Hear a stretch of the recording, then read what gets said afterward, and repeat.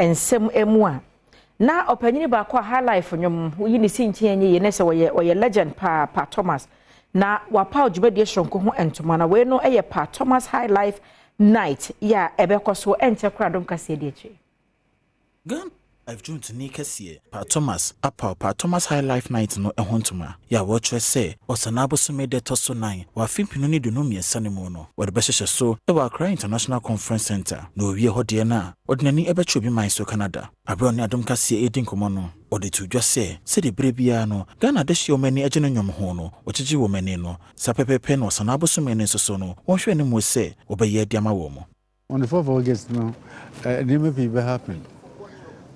Because we plan be na a secret. Which is over on the 4th show now, and the the ABC. The ABC me the CNN now. Me in the deal. And Timumra on the 4th from there. The ABC. Catch from say the Oma I Oma just some be and say you know what try.